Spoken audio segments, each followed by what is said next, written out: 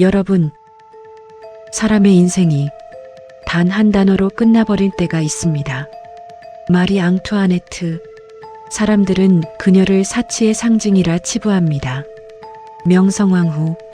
사람들은 그녀를 비운의 여인이라고 부릅니다.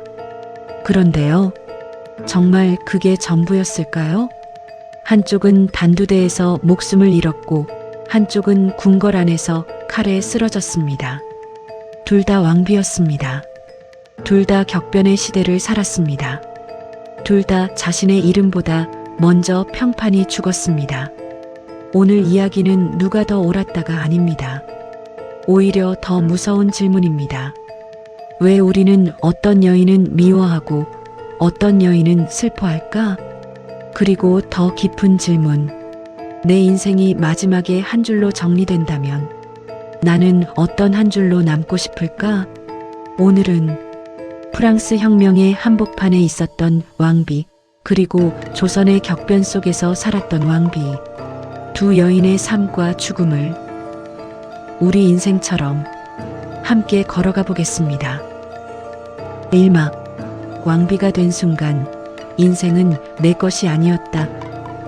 마리 앙투아네트. 1770년 봄, 유럽의 한강가에서 기묘한 의식이 치러집니다. 오스트리아의 공주 마리아 안토니아는 프랑스로 넘어가기 위해 자신의 모든 것을 강가에 벗어놓아야 했습니다. 속옷 한 장까지도 전부.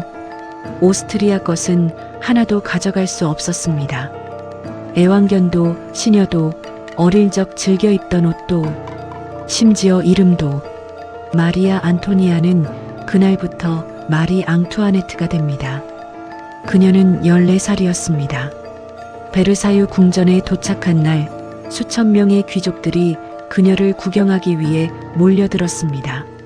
심지어 화장실을 쓸 때도 귀족 여인들이 옆에서 지켜보는 것이 예법이었습니다. 혼자만의 시간이 없었습니다. 혼자만의 공간이 없었습니다. 혼자만의 인생이 없었습니다. 사람들은 그녀를 보며 이렇게 속삭였습니다. 저 여자는 우리나라 사람이 아니야. 저 여자는 우리의 고통을 알 리가 없지. 그런데요, 그녀가 프랑스 사람이 되고 싶지 않았던 게 아닙니다. 그녀는 태어난 순간부터 이미 사용될 존재로 기획되어 있었습니다. 오스트리아와 프랑스의 동맹을 위한 살아있는 계약서, 바로 그녀, 마리 앙뚜아네트입니다. 여러분, 사람이 가장 억울할 때가 언제냐면요. 내가 어떤 사람인지 보여주기도 전에 이미 평가가 끝난 때입니다. 그리고 또 한 명의 소녀가 있었습니다. 명성황후. 1866년 조선, 한 소녀가 경복궁에 들어옵니다. 이름은 민자영. 8살의 아버지를 잃고 가문의 후원도 없이 거의 혼자 자란 아이입니다. 흥선대원군은 왕비를 고를 때 조건을 하나 내세웠습니다. 외척이 없어야 한다. 권력을 나눌 상대가 없는 집안. 그래서 선택된 여인, 명성황후는 사랑받아서 들어온 게 아니었습니다. 약하기 때문에 선택된 왕비였습니다. 그런데 그 생각은 틀렸습니다. 궁궐에 들어온 소녀는 책을 읽었습니다. 역사를 읽었습니다. 외교를 배웠습니다. 사람을 읽었습니다. 그리고 천천히 그 누구도 예상하지 못한 방식으로 살아남기 시작했습니다.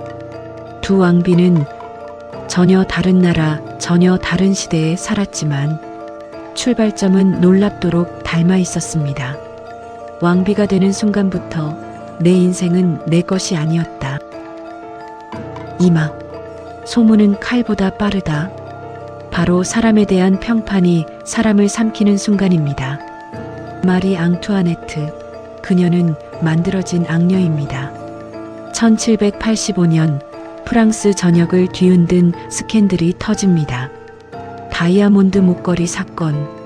어떤 사기꾼이 왕비의 이름을 도용해 엄청난 가격의 목걸이를 사기로 가로챈 사건이었습니다.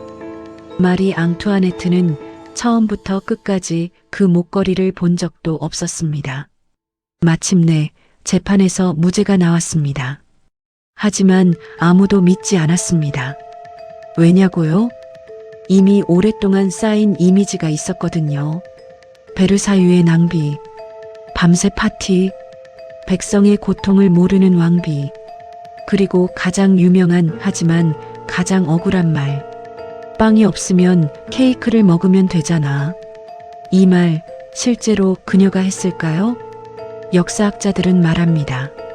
근거 없다. 하지만 그 말은 300년이 지난 지금도 살아있습니다. 한 번 박힌 이미지는 사실보다 강합니다. 여러분, 대중이 분노할 때는요, 진실이 필요하지 않습니다. 분노에는 얼굴이 필요합니다. 우리가 힘든 이유는 저 사람 때문이야. 라고 말할 수 있는 얼굴. 그리고 왕비의 얼굴은 언제나 가장 잘 보이는 곳에 있었습니다. 명성황 후 두 개의 얼굴로 기억되다. 조선 말기 명성황 후에 대한 평가는 둘로 나뉩니다. 한쪽에서는 나라를 팔아먹은 여인이라 했고 다른 쪽에서는 열강 사이에서 홀로 버텼던 인물이라 했습니다. 어느 쪽이 맞을까요? 그 질문 자체가 우리가 빠지는 함정입니다. 실제 그녀의 외교는 청나라를 끌어들였다가 일본이 반발하고 러시아를 끌어들였다가 일본이 더 강하게 압박하는 막다른 골목의 연속이었습니다. 그 상황에서 어떤 선택이 정답이었을까요? 우리는 지금 결과를 알고 있기 때문에 그때 이렇게 했어야지라고 쉽게 말합니다. 하지만 그 순간을 살던 사람에게는 결과를 알 수 없었습니다. 오직 압박과 위험만 있었습니다. 여기서 우리가 봐야 할 건 누가 더 착했고 악했냐가 아니라 격변의 시대는 한 사람을 어떻게 표적으로 만드는가 입니다. 그리고 이건 지금도 똑같아요. 회사에서도 가족에서도 사회에서도 상황이 복잡해질수록 사람들은 한 사람에게 책임을 몰아주고 싶어 합니다. 역사는 그걸 왕비에게 자주 시켰습니다. 산막, 운명의 골목, 선택이 아니라 포위였던 시간, 선택이 아니라 포위였다. 마리 앙투아네트, 도망칠 수 없는 왕비. 1789년 혁명이 시작됩니다. 민심이 폭발하자 주변에서 건의합니다. 베르사유를 떠나십시오. 오스트리아로 피하십시오. 그런데 왕비가 도망친다면 그것 자체가 죄를 인정하는 것이 됩니다. 왕실이 무너집니다. 그리고 루이 16세는 더 빨리 고립됩니다. 떠나도 죽고 남아도 죽는다. 1791년 왕실은 결국 비밀리에 탈출을 시도합니다. 그런데 그 탈출은 처음부터 삐걱댔습니다. 마리 앙투아네트가 짐을 너무 많이 쌌습니다. 마차가 너무 화려했습니다. 경로가 너무 느렸습니다. 결국 국경 근처 바렌이라는 작은 마을에서 잡힙니다. 이 사건 이후 여론은 완전히 돌아섰습니다. 역시 우리를 버리려 했잖아. 그리고 이때부터 마리 앙투아네트의 죽음은 사실상 예약됩니다. 여러분, 여기서 한 가지 묻고 싶습니다. 그녀의 탈출 시도는 잘못된 선택이었을까요? 아마도요. 하지만 그녀에게 옳은 선택이 있었을까요? 없었습니다. 어떤 선택도 결국 같은 곳으로 이어지는 길이었습니다. 명성황 후 대원군과 열강 사이에서 명성황 후의 적은 밖에만 있지 않았습니다. 시아버지 흥선대원군이 있었습니다. 그가 원하는 왕비는 아이를 낳고 조용히 있을 여인이었습니다. 명성황 후는 달랐습니다. 아들을 낳았지만 아이가 일찍 죽었습니다. 대원군은 노골적으로 그녀를 압박했습니다. 명성황 후는 그 압박에 눌리지 않았습니다. 오히려 대원군에 반대하는 세력을 규합합니다. 고종을 설득해 직접 정치에 나서도록 합니다. 그녀는 조용한 왕비가 되기를 거부했습니다. 이것이 그녀에게 용기였을까요? 아니면 무모함이었을까요? 조선을 둘러싼 일본, 청나라, 러시아, 미국, 영국. 각 세력은 조선이라는 작은 나라에 영향력을 심으려 했고, 왕비는 그 모든 게임판의 한가운데 있었습니다. 골목이 점점 좁아지는데 뒤에서도 앞에서도 사람들이 다가온다. 어디로 가도 욕을 먹고 어디로 가도 위험하다. 그런데 나는 나라의 한복판에 있다. 그래서 우리는 그들의 선택을 평가하기 전에 한 번은 이렇게 물어야 합니다. 그 선택은 진짜 선택이었나 아니면 포위였나? 이 질문은요, 시니어가 되면 더 크게 다가옵니다. 우리가 살아오면서 정말 잘 선택했다고 믿었던 일들 중에 사실은 선택지가 거의 없던 일들이 많거든요. 그때 우리는 최선을 다했는데 시간이 지나면 누군가는 그걸 오해하는 경우도 많습니다. 이게 인생입니다. 그리고 이게 역사입니다. 사막. 이제 두 왕비의 마지막 장면입니다. 죽음은 끝이 아니라 평판을 무너뜨리는 순간이 됩니다. 마리 앙투아네트, 단두대 앞의 여인. 1793년 10월 16일, 마리 앙투아네트가 단두대로 끌려갑니다. 그녀의 나이 37세였습니다. 처형 직전 그녀는 실수로 사형 집행인의 발을 밟았습니다. 그리고 이렇게 말했습니다. 미안합니다. 의도한 게 아니었어요. 마지막 순간까지 그녀는 예의를 지켰습니다. 이 장면을 보면서 어떤 분들은 말합니다. 아직도 귀족 기질이 남아있다고. 하지만 저는 이렇게 읽습니다. 죽음 앞에서도 자기를 잃지 않은 사람. 베르사유의 파티도, 사치스러운 드레스도, 궁정의 모든 권력도 다 사라진 그 순간에 딱 하나만 남았습니다. 나는 어떤 마음으로 살았나? 명성황후 1895년 10월 8일 새벽, 경복궁에 낯선 무리가 들이닥칩니다. 일본 낭인들과 훈련대 병사들이었습니다. 을미사변. 그 새벽 명성황후는 경복궁 안 건청궁에 있었습니다. 왕비는 끝까지 자신이 왕비임을 숨겼다는 기록이 있습니다. 살아남기 위해서. 하지만 결국 발각되었습니다.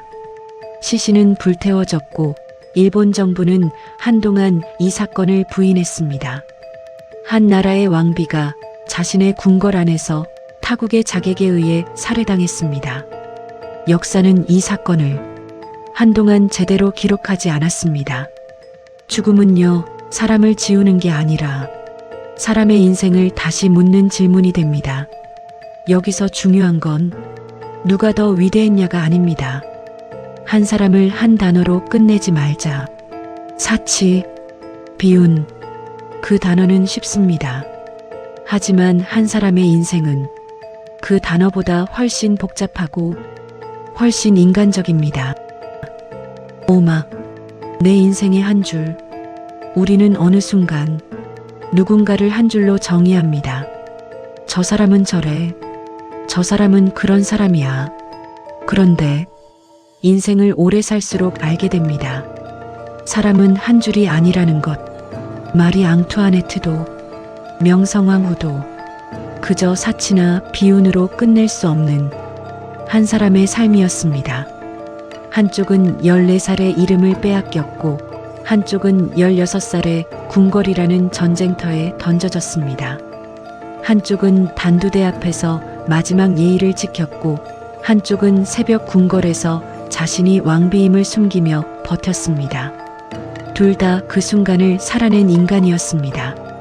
그래서 오늘 우리는 역사를 보면서 사실은 우리 자신에게 묻는 겁니다. 만약 내 인생이 마지막에 딱 한 줄로 정리된다면 나는 누군가의 오해로 끝나고 싶은가? 아니면 내가 선택한 마음으로 끝나고 싶은가? 그 한 줄을 내가 쓸 수 있다면 오늘 나는 어떻게 살아야 할까요?